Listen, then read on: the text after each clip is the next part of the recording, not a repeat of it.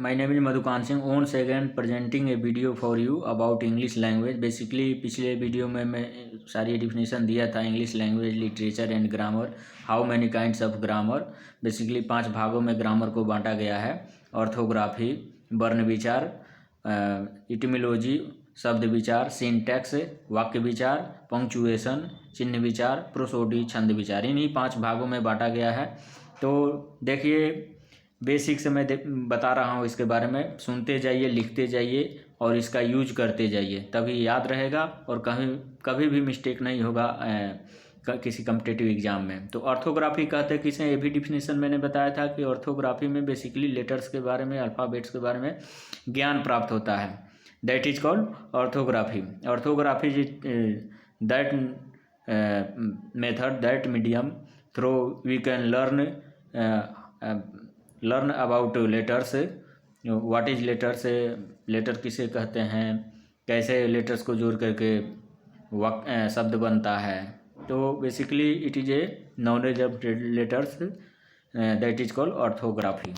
दूसरा इसमें आता है इटिमोलॉजी शब्द विचार, जिसमें कि शब्द के बारे में ज्ञान प्राप्त होता है. Etymology is knowledge of word, how can make words and formation of words, structure of words, कैसे स्ट्रक्चर बनता है, वर्ड्स को जोड़ जोड़ के एक वाक्य बनता है. इन सारी बातों को इसमें जानेंगे, पहचानेंगे कि कैसे कैसे वर्ड बनता है. तो इसको इटिमोलॉजी शब्द विचार कहते हैं. तीसरा आता है syntax. Syntax basically is a knowledge of words and जैसे शब्द को जोड़ करके कैसे वाक्य बनता है, तो वाक्य के बारे में इसमें जानकारी मिलती है. फॉर्मेशन ऑफ सेंटेंस कैसे बनते हैं, इन सब चीज़ों के बारे में हम सिंटैक्स के बारे में जानेंगे. तो ये ग्रामर का तीसरा रूप है. चौथा आता है आपका punctuation. There it is a knowledge of marks symbols, that is called punctuation. इसमें चिन्हों को, सिम्बल्स को जो प्रयोग होते हैं, कैसे कब बीच में यूज होता है, लास्ट में वाक्य के अंत में यूज होता है, इन सारी बातों को हम जानेंगे पंक्चुएशन में. और 5वां आता है आपका प्रोसोडी छंद विचार. इनमें छंद के बारे में बेसिकली प्रोसोडी में साहित्य की विधाओं के बारे में ज्ञान प्राप्त होता है. It is a knowledge of literary phenomena, that is called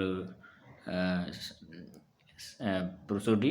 and next actually अब स्टार्ट करेंगे हम अल्फ़ाबेट से कि कैसे इसको कैसे इसको मतलब लेटर्स के बारे में हम इसमें ज्ञान प्राप्त करेंगे. ऑर्थोग्राफी में लेटर कितने प्रकार के होते हैं. Basically letters is that thing, that method जिसको मतलब तोड़ा नहीं जा सके, एक ही ध्वनि निकलती है लेटर से. Letter is primary sound that can not be broken, that is called letter. इसको तोड़ा नहीं जा सकता है किसी भी अक्षर को, इसे मतलब अक्षर के. तो लेटर को कितने भागों में बांटा गया है. इंग्लिश लैंग्वेज में 26 लेटर्स हैं. 26 लेटर्स को 3 भागों में बेसिकली बांटा गया है. There are 3 kinds of letters. तो फर्स्ट आता है वोवेल. वोवेल में जैसे ए ई आई ओ यू, इनको वोवेल बोला जाता है, 5 को, ए ई आई ओ यू. एंड सेकंड आता है कॉन्सोनेंट. 21 इनकी संख्या है. वोवेल के अलावा 21 जो होते हैं इनको कॉन्सोनेंट कहते हैं. इसी बीच में आता है सेमी वोवेल. डब्ल्यू और वाई को सेमी वोवेल बोला जाता है. इसका प्रयोग बहुत बारीकी से किया जाता है. तो वोवेल कहाँ यूज होता है और कॉन्सोनेंट कहाँ यूज होता है, इसके बारे में जानेंगे कहाँ कहाँ पे यूज होता है. बेसिकली ये ग्रामर का बहुत बड़ा पार्ट इसको कहा जा सकता है. माइनर मिस्टेक से बहुत सारी बातें इसमें गलती से लोग यूज कर देते हैं. ठीक है. तो कम्पिटिटिव एग्जाम में भी पूछ दिया जाता है, कहाँ पे कुछ ऐसा सेंटेंस दे दिया जाता है जहाँ पे आप एन का या ए का प्रयोग करना होता है, वहाँ गलती से भूल से कहीं एन का प्रयोग कर देते हैं, कहीं ए का प्रयोग कर देते हैं, जो कि गलत हो जाता है. तो कहाँ पे किया जाएगा. तो वोवेल कहते किसे हैं.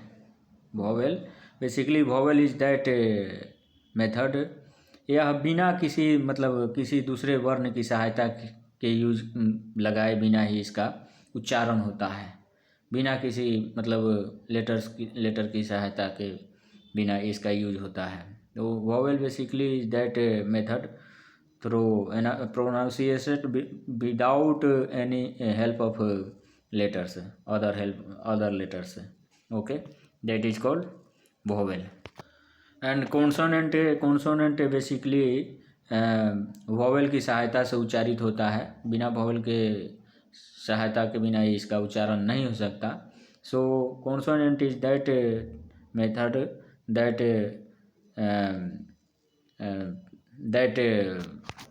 which is pronunciated with the help of vowel, that is called consonant.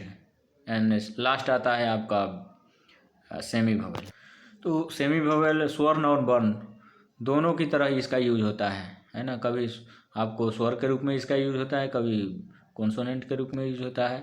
तो वोवेल और कॉन्सोनेंट दोनों की तरह जिसका यूज हो उसे हम सेमी वोवेल कहते हैं. सेमी वोवेल बेसिकली डब्ल्यू और वाई को कहा जाता है. तो इसका प्रयोग वोवेल के रूप में कब होता है?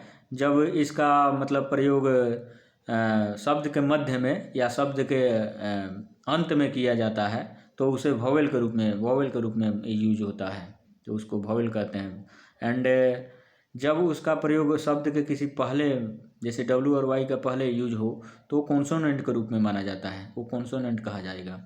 तो इस तरह मतलब 3 भागों में अल्फ़ाबेट को, लेटर्स को बांटा गया है. ठीक है, तो ये सारी बातें मैंने इसमें बताया. इसको ढंग से सुन लीजिएगा फिर से, ताकि याद हो जाए, लिख भी लीजिएगा.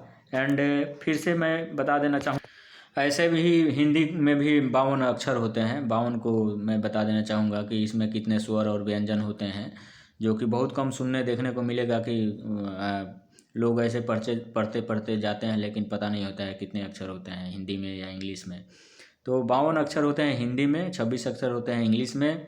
इंग्लिश के मैंने सारी बातें बताया कि 26 को 3 भागों में बांटा गया है, vowel, consonant and semi vowel. वैसे ही हिंदी में 3 भागों में हिंदी में भी बांटा गया है, स्वर व्यंजन और सेमी वोवेल जो इसको बोलते हैं, इस कंपाउंड जो होता है उसको.